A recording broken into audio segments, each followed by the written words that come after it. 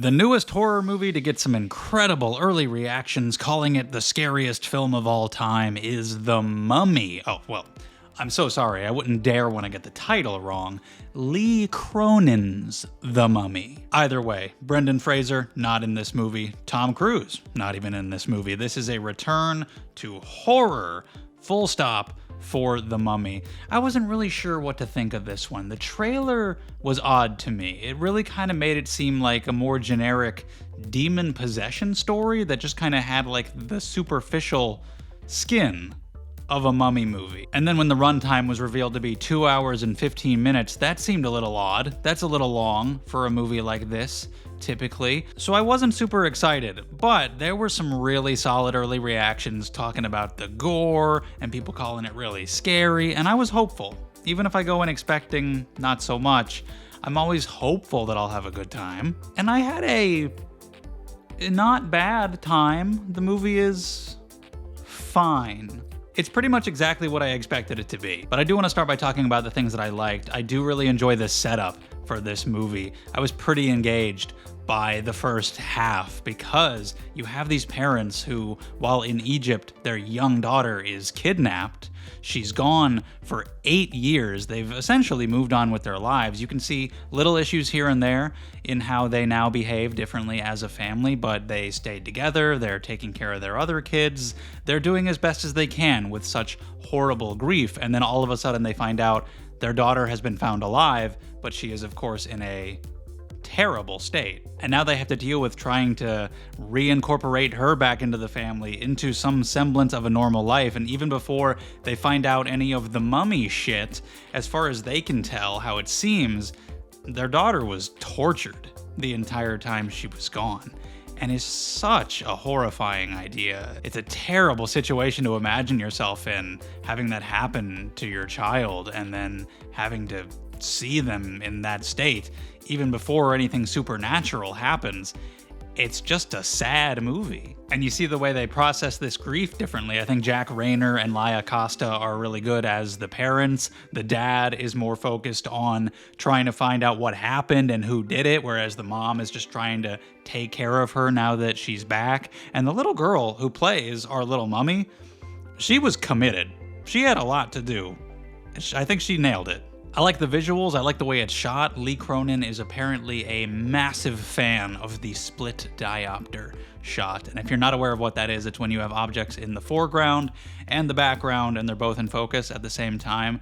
He did it in Evil Dead Rise, although I don't remember how many times. In this movie, holy shit. If it shows up in a movie, it's usually like once, maybe a couple times.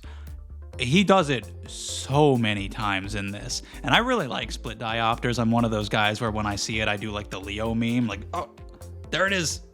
They did it. But it gets to a point when you've done it 20 times and you're kind of just doing it at any random scene just because you feel like it. At that point, it's like, okay, man, chill. Overused. But I still liked the visual style overall when we're in the setting of Egypt or when we're back home with the family in New Mexico. This movie is pretty gross, which I really appreciate. Great practical effects. There's a lot of fluids, a lot of vomit. Way too much. I don't need any of that, really. I don't need the vomit and the spit up and all that crap. And his experience on Evil Dead Rise carries right over into this, because it feels a lot like an Evil Dead movie. There's people getting their skin peeled off, teeth are coming out, weird shit is happening with toenails, and I don't know what it is. I can watch like innards and weird shit going on with blood all day, every day, but the nail stuff, something about it.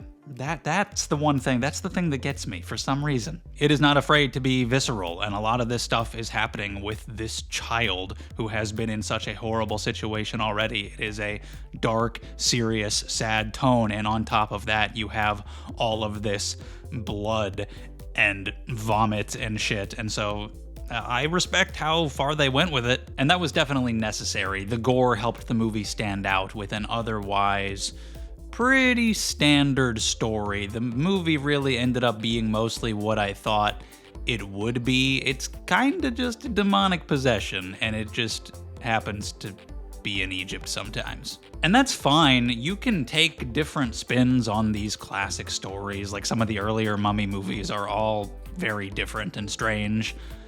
But it's a bit of a shame to kind of waste the concept a little bit. Like, you don't get mummy movies, especially not ones that are horror focused, nearly as much as you get the 7,800 demon possession movies that are coming out all the time. And so when you have the shell of a more unique concept, and when you break open that shell within it, it's a more generic concept, like secretly Trojan horsed to you. It's like, oh, well, shit.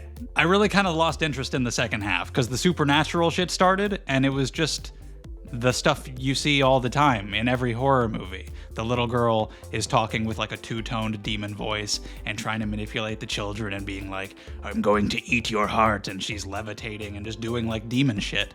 Her head never spins around, I guess I'll give it that, but it's just kind of all the stuff that you expect to see from a movie like this. And I like the Evil Dead influence, but this is also not an Evil Dead movie. And so it gets a little weird because even down to a lot of the specifics and the makeup and the things they say, a lot of it just feels straight up like Deadites. And I'm like, you already did this movie. You didn't get it out of your system? Like, you were like, there's something else I wanted to do in that movie. I didn't get to do it. I gotta do it here. You get the trope that I'm so sick of, where we gotta go talk to the expert, you know? We gotta go find a person who studies this or a person who has experienced this before, and they're gonna translate the stuff for us, and they'll be like, where did you get this? In ancient Egyptian, this means whatever. That tropey, I'm so sick of that. That character is in like 2 scenes.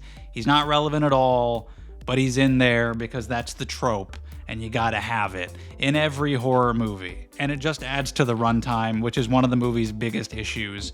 If you're gonna go for Evil Dead, there is some merit to that, but this is 45 minutes longer than any Evil Dead movie should ever be. It really starts to overstay its welcome, because in the second half, all that's mostly happening is just kind of the standard demon possession stuff that I've seen so many times, and when it's going on for so long, I'm really just losing interest. There is some interest at the beginning, a little bit of mystery in exactly why they kidnapped her and why they trapped her in the sarcophagus. What were they gonna do with her? Is there some greater goal here?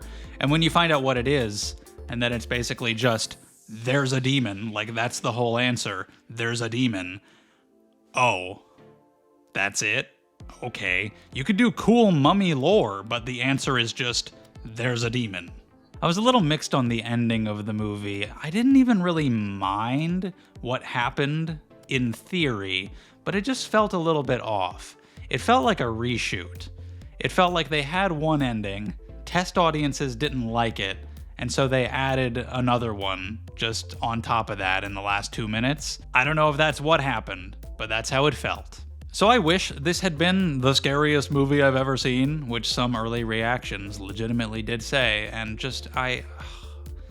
early reactions mean literally nothing anymore. I think we all understand that by now.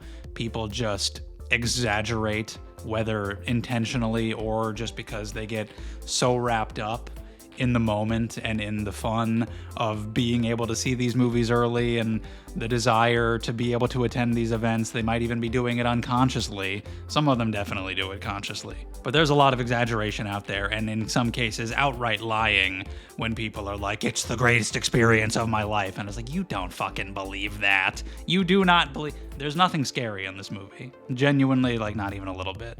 I mean, sure, the concept of losing your child and them becoming a mummy, that's very sad. Horrifying situation to be in. If you get really freaked out by gore, okay, there you go.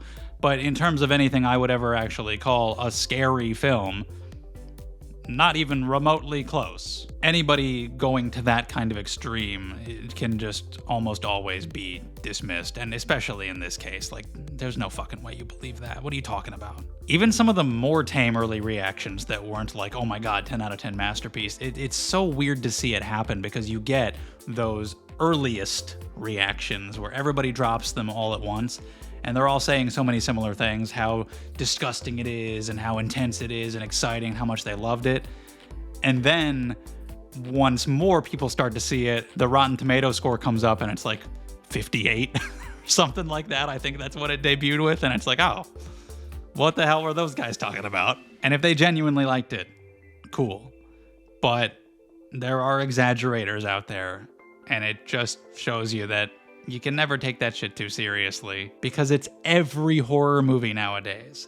Every single one gets heralded as the most terrifying thing you'll ever witness. This is a standard demon possession story. It's elevated a bit by having the mummy skin, although I wish it was more integral to everything that's actually happening. I like the visuals, I like a lot of the gore, the acting is good. But this is just kinda a demon possession movie, so I didn't have a bad time by any means. It's way too fucking long. I'm not gonna watch it again. I'm excited for Brendan to come back. Is that next year? 2028? I hope it's next year. I was excited to see a more horror-focused version of The Mummy, but oh well. I love that Brendan Fraser film, and the sequel is fun too. They never made a third one. They never did. So we'll just have to stick to those. But leave your thoughts down in the comments if you thought this was super scary, you're freaked out by the gore, you didn't like it, whatever you think. Agree, disagree, this is all just my opinion, so we can talk about yours down in the comments. Thank you for watching. Leave a like if you enjoyed. Subscribe if you want to see more from me. We got Over Your Dead Body, which I've already seen, and that review will come out sometime within the next week, and then the Michael Jackson biopic. That should be something. I don't know. But thank you so much for watching, and I hope to see you next time.